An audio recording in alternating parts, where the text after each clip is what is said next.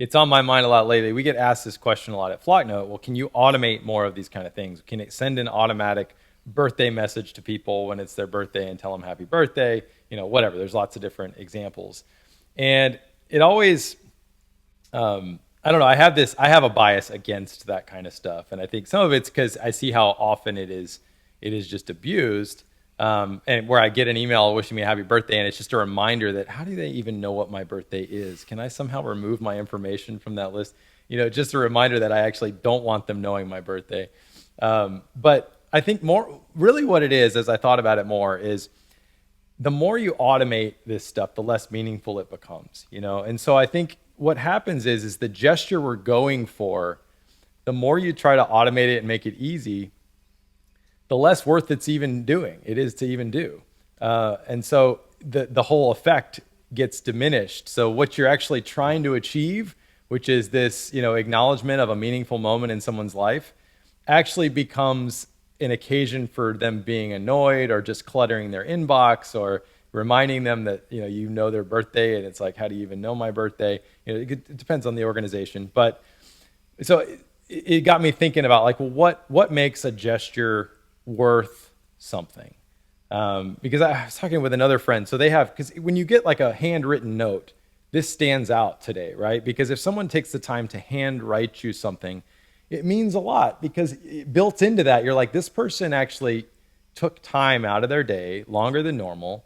They did something, they didn't just send it as an email. They went to the trouble of getting some paper and a stamp and an envelope and writing my address down on it. So they did it was an extra amount of effort, and usually much more thoughtful. And so they stand out. But even that, you can now hire services where it's like a machine that copies it uploads your handwriting to it, and then actually takes a real pen and a machine, and it hand writes whatever custom messages you want, automated however you want to automate it. And of course, it just got me how absurd that is, because number one, it's kind of a lie. So when someone gets that, you're pretending it was a handwritten, thoughtful note to get their attention, when it really wasn't. And so it's actually a form of lying, to an extent, when you pretend it was something personal and thoughtful when it actually wasn't personal or thoughtful. But also it just it's like ruining handwritten letters for everybody. Because now when we actually because our team sends handwritten letters out to folks whenever we can, but it kind of ruins it the more that it gets out there, because now people are going to see a handwritten note and go, oh, that was just written by a machine. It's not even meaningful anymore. And so the more we automate those things, the less meaningful they become. And so what makes a gesture worth something? To me, it's, one is how much thought was in it, and two, how much effort did it take?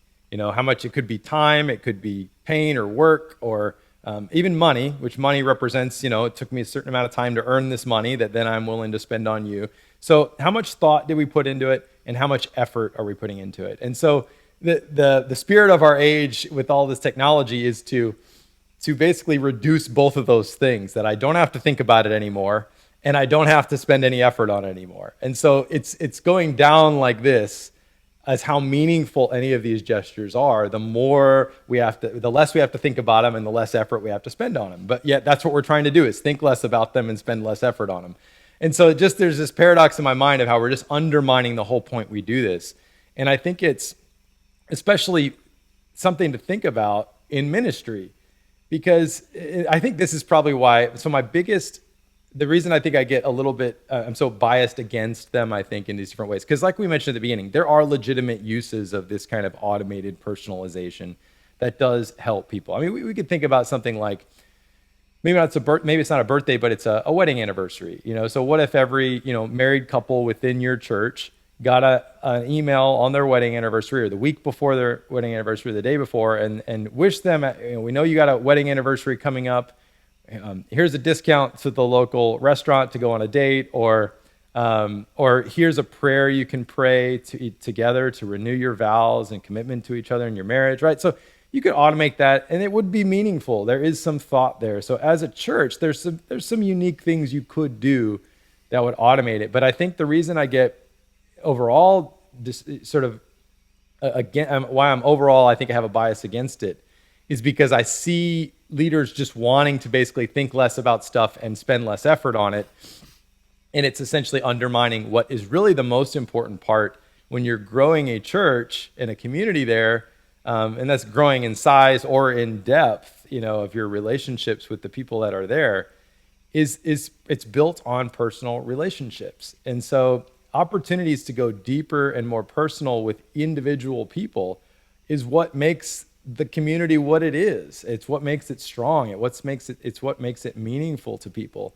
And so to the extent that a church is able to grow in size in the community, it's really based on its ability to scale its individual relationships, so its ability to build strong personal relationships with people, which of course one leader can't have a really deep personal relationship with every single person in a large church, but all of your staff and then all of its volunteers, and you teach your other members of your community to have these kind of personal relationships, and you can have a very strong, thriving community.